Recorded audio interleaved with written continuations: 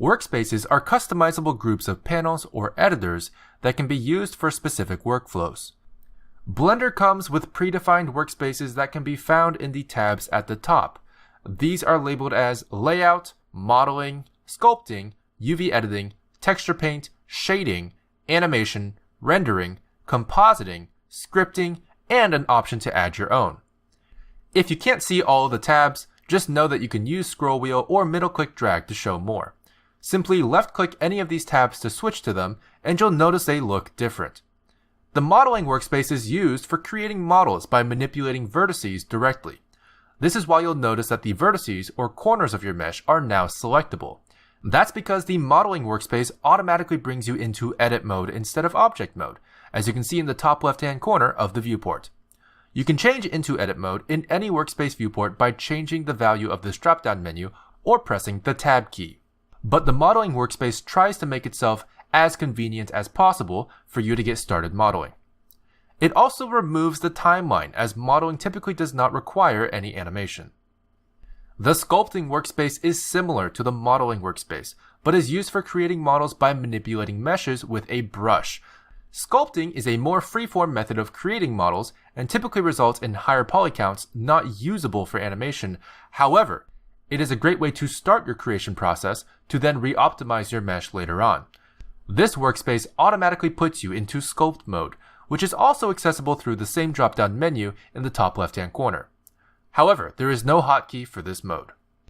The UV editing workspace is used for editing your UV projection maps, which is another way of saying, I skinned this object and stretched its skin across a flat surface. Anyway, this is a very handy tool for texturing your objects, as textures must be represented in 2D but projected onto a 3D object. You can see the 3D viewport on the right with an object's corresponding UV map on the left. If there was an image linked to this UV map, that image may become visible on the 3D object on the right-hand side, which would show you visually how the 2D texture has been projected. Texture paint is probably what some of you were thinking when I mentioned the complexity of UVs. Why paint on a 2D surface and project that to a 3D surface when you can simply paint on the 3D surface directly, like painting an Easter egg? Well, in this case, you can paint any object like an Easter egg. With texture painting, you can paint directly onto the 3D object, and Blender will project your painted texture onto a 2D surface based on the UVs. The shading workspace is a very important workspace used for manipulating materials, particularly with node-based shaders.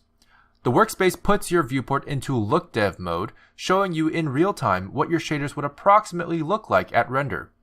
You can also access this from any viewport window using these buttons here. For hotkey users, simply press Z and use the pie menu that appears. If you want a more accurate display of your shader, you can also change it to rendered mode. If you play around with the numbers in the node editor below, you'll be able to see some changes in real time in the viewport above. It also includes an image editor and file explorer for any necessary image files. The animation workspace is catered specifically for animators to have all the tools they might need. The 3D viewport is where most of the animation will happen, but the dope sheet, which looks similar to the timeline, will be where all of your keyframe manipulation happens. You may also notice that there is a sliver of the timeline editor below the dope sheet. That is simply to provide all of the playback options, start and end frames, and keyframe navigation buttons the dope sheet does not have. For example, you can click this circle/record icon to start automatically recording changes in your object's location, rotation, or scale as keyframes for animation. The camera view on the left is also a 3D viewport panel, but focused on the camera's perspective. This is great for getting an idea of what the animation will look like at render. Now, there may be some of you who are wondering where the graph editor is. If you want to use the graph editor, simply create a new panel and select graph editor from the editor options in the dropdown. However, the dope sheet is so powerful with keyframe manipulation compared to other 3D animation software that the graph editor is not used nearly as often, but it can still be useful. The rendering workspace is used for testing or finalizing the output of your file.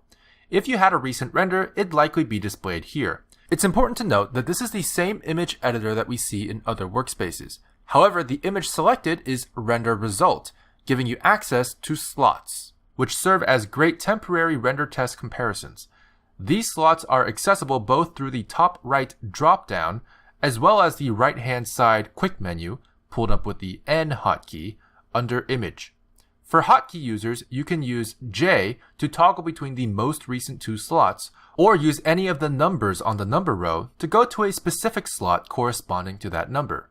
The compositing workspace is used for post-processing and After Effects that would add beautification to your renders, such as glow, blur, masks, etc.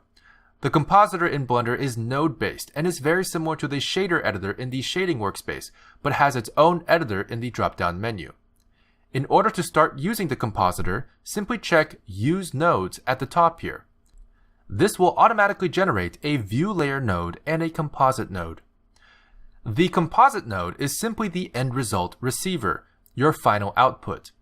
And the View Layer node represents how you can use view layers to combine different passes, such as character and background in this compositor. Now you may notice that there is a dope sheet provided at the bottom, which is Blender's keyframe manipulator for animation. So why is it here?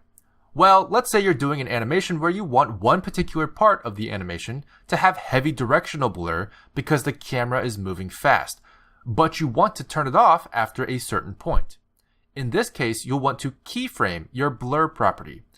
The dope sheet is provided to help you keep track of those compositor-specific frames. The scripting workspace is for those instances where we might have to write some code. The text editor is very flexible. It can load and save files externally, enable syntax highlighting, enable word wrap, enable word lines, and a number of other useful coding tools. It can also provide easy-to-set-up templates for common Blender script functions, such as UI elements or gizmos. You'll notice there's also a console panel provided on the left. This is for seeing error messages at runtime. And at the bottom, we have what's called the info panel.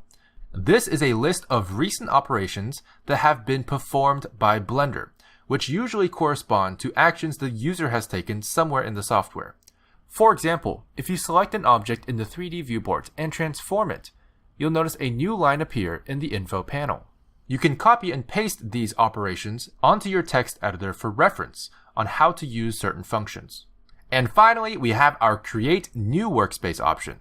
This will bring up a few options, but you'll notice many of them are grayed out. This is simply because they already exist in your tabs. However, you can select Duplicate Current, which is a great way to start customizing your own. Simply duplicate the workspace and double-click the tab to rename it to whatever you like. If you'd like to bring a certain workspace to the beginning of the list for easy access, you can right-click the tab and choose Reorder to Front. You can also remove workspaces from the list by right-clicking and selecting Delete. Keep in mind that if you delete a custom workspace, it will be lost forever. In order to save a custom workspace, I recommend setting up a custom startup file by opening up a new file, setting up your workspace, and then going to File, Defaults, Save Startup File. Your workspace will then be included in every new Blender file you create. However, while you are looking through the new workspace options, you may have noticed that there are a few workspaces in the creation options that we haven't seen yet. We may go over these in another video, but I highly recommend looking into the strengths of Blender's 2D animation capabilities, as well as its powerful VFX and motion tracking capabilities. And that's the general summary of how workspaces work. We'll be going over specific workspaces in more detail in their separate videos.